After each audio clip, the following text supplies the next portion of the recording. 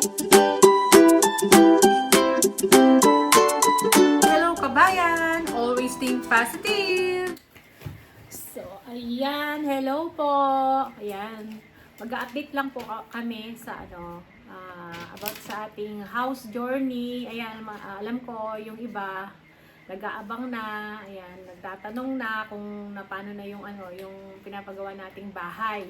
So, yun nga, kanina naka-schedule kaming pinapasilip na yung loob ng bahay. Pero hindi pa siya totally tapos. Meron pang konting kailangan gawin sa loob na kulang. Pero ilan na lang. Sabi nga ni Mr. 95% na yung mga halos na gawa. So konti na lang talaga. Kasi nga nadidelay lang dun sa anong tawag na pa? Electrical. Yon. So kaya pumunta kami kanina, pina-check na rin sa amin para malaman na namin yung mga dapat na yung dapat nilang i-retouch pa, tapos yung mga kulang, ganon, para minsana na lang. So 2 weeks na lang, na talaga nila yon, tatapusin na nila, sabi ng supervisor. So kanina pina-check sa amin. So, pagpunta namin doon, syempre makikita mo doon sa harapan, wala pa yung landscape namin kasi sabi nga niya, dahil kailangan yung rubbish, yung mga basurahan doon, matanggal muna kasi may ginagawa pa nga sa loob bago daw ilagay yung landscape. Kasi kumontak na sa amin yung yung gagawa doon sa harapan, sa garden natin, yung landscape, na yun nga kung ano yung pina-approve niya yung yung ilalagay nilang mga halaman doon, tsaka yung parang Bermuda grass. So okay na yun, naka-approve na. So hinihintay na lang din nung mga maglalagay yon, yung matapos yun sa loob nung gagawa para yung mga rubbish, sabi niya, matanggal na doon kasi meron pang mga lalagyan ng basurahan doon eh. So kaya madali na lang yon. So yun, isa yon. Tapos pagpasok namin, sabi ng supervisor, kung makikita niyo doon, pag pinakita ko yung video, may mga nilagay siyang mga tape na kulay blue. Ibig sabihin, mga i-retouch yun, pintura. Kasi syempre pag may gumagawa doon, nagagasgas, nape-faded yung mga pintura. So, i-retouch pa nila yon. Tapos, hindi pa nga nakapaglinis pala sa loob. Sabi nga niya. Pero, pag babalik kami after 2 weeks, pag okay na, palilinis niya lahat yon sa loob, sa labas. Sabi niya, para happy kami pag bumalik kami, nakita namin okay na. Paparetouch na yung mga pintura. Tapos, yun nga, pinatry niya sa amin yung sa tubig. Ano ba yung mga pinatry sa atin? Yun lang muna, no pa? Kasi yung walang power. Nandun na yung ibang mga outlet. Yung iba, meron pang hindi nailagay yung mga power point. Tapos, so babalikan. Kanina, babalik ata yung yung gagawa sa electrical. Tapos yung aircon, nandun na. Pero, wala pang power. Hindi pa namin nasubukan pati yung heater kasi nga walang hindi pa nakakonect yung sa main power, no pa? Oo, yung power supply. So, yun nga, kasi nga hectic yung schedule nung fully book. Sabi nga ng supervisor, mahirap siyang yun. Pero gagawin nila yung best nila na yun nga 2 weeks, itong after 2 weeks na to, kailangan talaga matapos na. So, meron kaming second ano ba tawag dito? Yung inspection, yan. Baka first week of December, punta kami uli doon. Tapos, kapag yung tapos na lahat, nandun na pati yung landscape natin, yung na-retouch na yung pintura, tapos naikabit na yung natin, pinaka power natin sa power supply. So matatry na namin yung aircon, yung heater, yon, pati sa gas natin. So lahat naman naikabit na na-check na namin. So yun lang naman ang kulang, yung pa-retouch natin sa pintura, tsaka sa electrical, tsaka yung sa landscape na lang. Tsaka yung lilinisin lahat yung buong bahay. And then, after nun, sabi ni Mr., pati sa bangko ata, mag-inspect din doon. So, siya kasi syempre sa kanya kami nag-loan, bali parang sa kanila rin yung sa kanya kami nagbabayad. So, inspection din nila yung bahay. And then yun, susunod nun, sa payment na ng bangko, no? Pipirma kayo, pa? Iyanin nyo pa yon. So, pag okay na yon, key handover na. Ayan. No, tama? Yan, key handover na. Basta gagawin nila na bago daw mag-Christmas makalipat kami. So, sabi ko, sana, hopefully sabi ko, hindi sabi niya, gagawin namin yun. Sabi niya, ganon. Basta in 2 weeks, ipipix na namin lahat to, sabi niya. Kaya, kahit pa paano naman, kanina pinasilip sa amin. So, ito na, papakita ko na, alam ko, excited na kayo. Excited na rin nga kami. So, pag nakita niyo, medyo marami pa yung bahay kasi hindi pa pinalinis dahil nga meron pang ginagawa. So, yan muna yung update natin sa bahay. So, yan na. So, ayan na. Ayan na po yung bahay natin. Ayan. Sa harapan, nakita nyo naman po, may mga basura pa. So, dyan yung garden natin sa harap. Yung lalagyan na landscape. Ila-landscape nila. So, ayan. Yung ganyan ang kulay yung ano natin. Mostly gray tayo dyan. Kasi may color coding po kami dyan sa ano namin. Sa lugar na yan. So, eto yung sa garage natin. Meron na yung ano. Nilagyan na yung shutter yung garage door natin. So, mamaya papakita ko kapag nakasara yan. So, yan. So, pinakita nga sa amin ng supervisor. Yan, ganyan ang kulay niya. Ay, 'di ba? Halos hindi magkakalayo yung kulay nung harapan namin tsaka nung garage door. So, ganyan ang itsura niya kapag nakasara yung sa garage natin. Tapos yan. Dahil may color coding tayo dyan, halos pare-parehas yung aming mga kulay ng bahay dyan, yung mga kapitbahay natin. So, ikaw na lang ang pipili kung gusto mo ng dark na kulay or medyo light, yan. So, kami hindi ko na nga matandaan yung mga napili na yan kasi nga biglaan yung pagpili namin. Tapos, ayan na yung ating sa entrance natin. So, yan, may ilaw dyan. Tapos, ayan ang pintuan natin. Ang kulay niyan, alam ko, monument. Yan, parang charcoal siya eh. So, yan na ang pinaka-entrance natin. Hallway siya. Yan, ganyan ang papasok. Tapos, ang una mong dadatnan dyan, yung master bedroom. Ayan, may kwarto na kami ni Mr. Diba? Sa wakas, magkakaroon na kami ng kwarto. Kasi nga dito, wala kaming kwarto. Kumbaga, ano siya, dito kami sa salas kasi natutulog dito sa apartment. So, yeah, malit lang naman yung master bedroom namin. Tapos, meron siyang walk-in closet.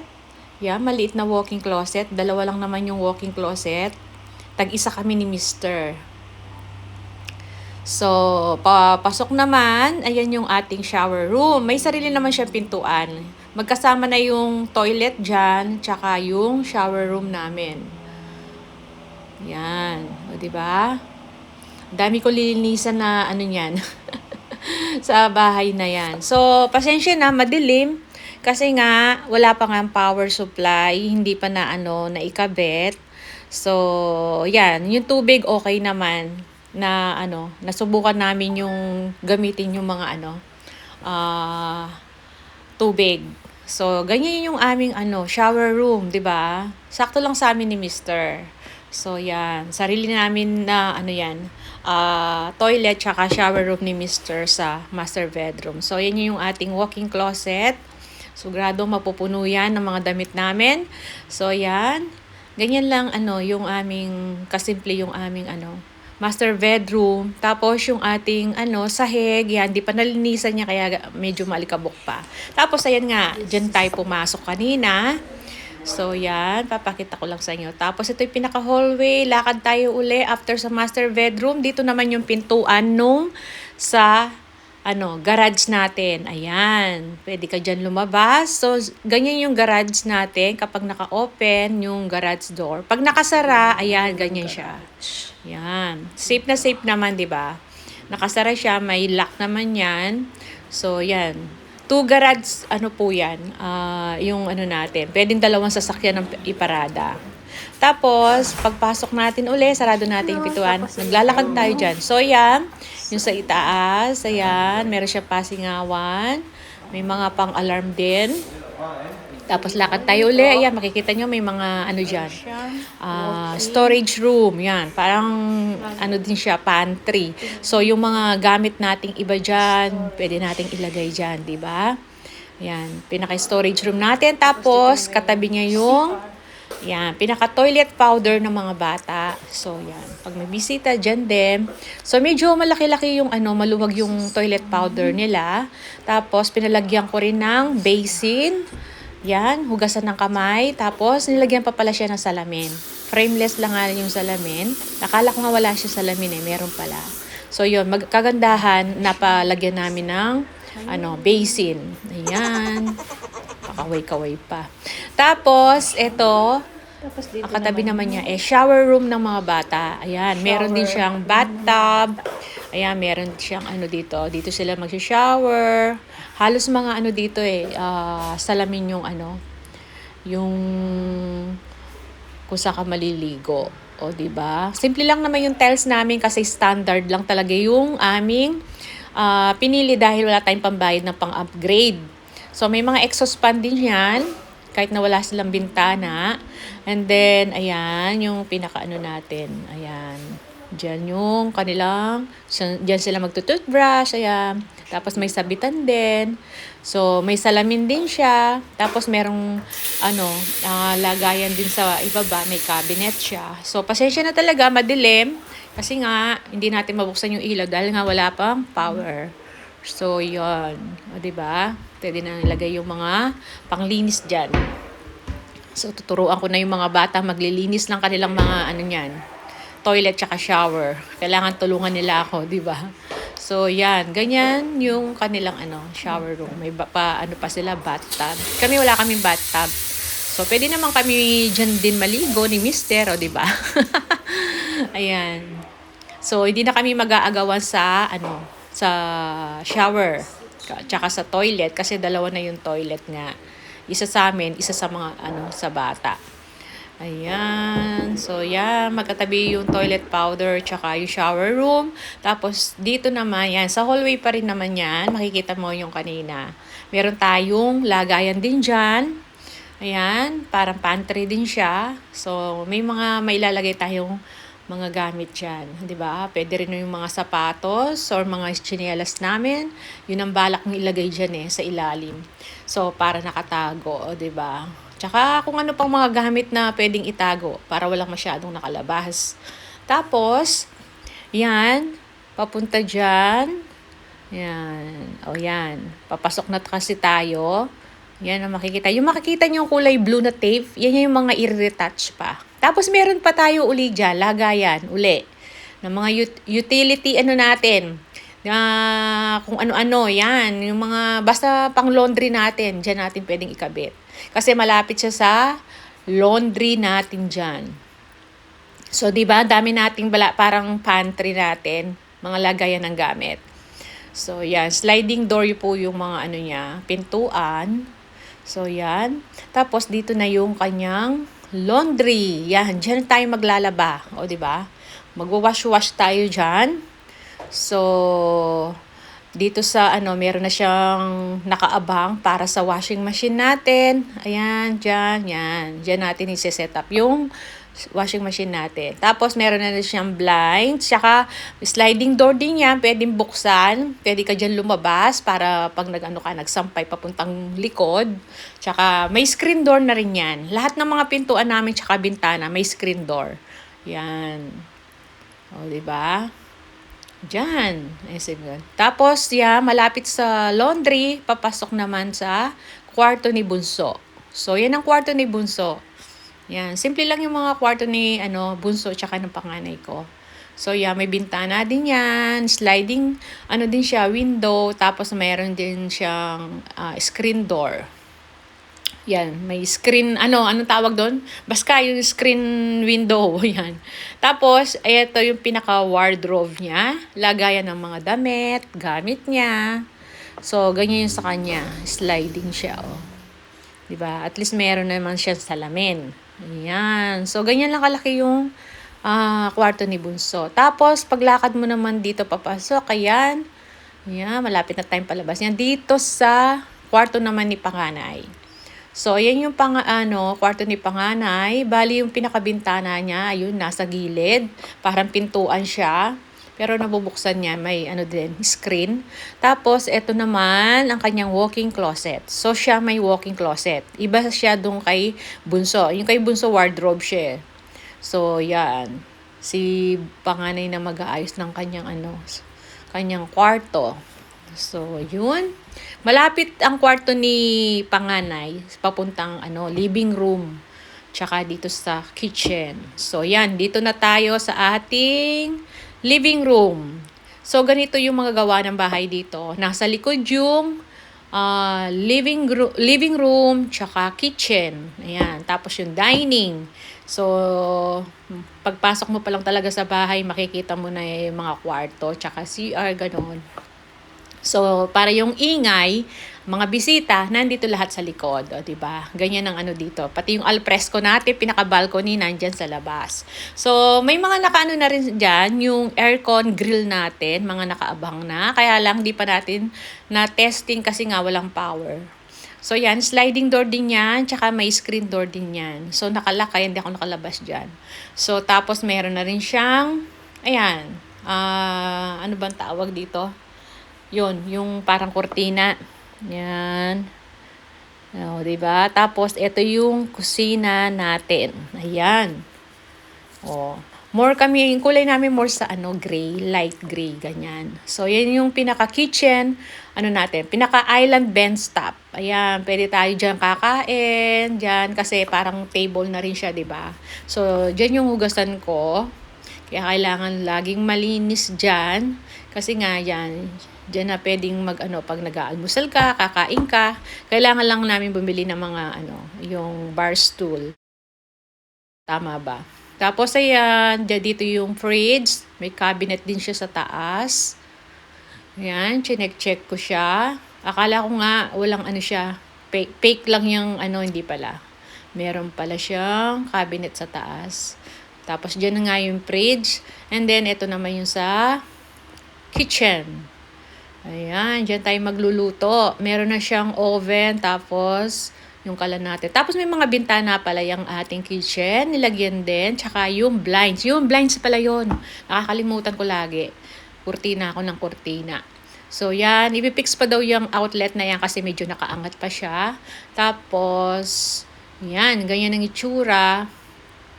Tinignan ko rin yung sa cabinet sa baba. Ayan, may mga lagayan tayo ng ating mga pangluto. So, kailangan talaga i-organize natin yung mga lagayan natin yan para hindi sabog-sabog, di ba? So, ang dami nating gagawin pag nakalipat tayo. Yan. O, di ba? Lalo na para kami nag-uumpisa niyan. Sa parang ngayon pa lang kami nagumpisang parang alam niyo bang yung mga bagong kasal yan. Kasi ngayon lang kami talaga magkakaroon ng sariling bahay na pwedeng ayusan. So yan, tapos ito naman yung ating island bench top. So meron din siyang cabinet sa baba. Lagayan ng mga kung ano-ano. Ayan. Tapos sa kabila din meron pa cabinet. O, diba? Malalaman natin kung ano yung may ilalagay natin dyan, yung mga kailangan natin kapag dito tayo sa kitchen. So yan. Yan, pinamaximize ko yung bench top natin. Sabi ko na pwedeng kainan siya. So, buti naman, nilibre naman. So, yan yung ating lagayan ng mga plato. May nakita ako dyan may libre na siyang cutlery tray. Ayan, libreng cutlery tray na yan. Lagay ng mga kutsara, tinidor, o kung ano-ano. So, tapos yung mga plato dyan, yan. Yung mga basta pangkain. Yan. Tapos, dito, yung bakante sa baba na yan, dyan yung dishwasher. Pero, parang hindi naman kami gagamit ng dishwasher. So, magiging bakante yan. Bahala na kung anong pwede namin ilagay dyan.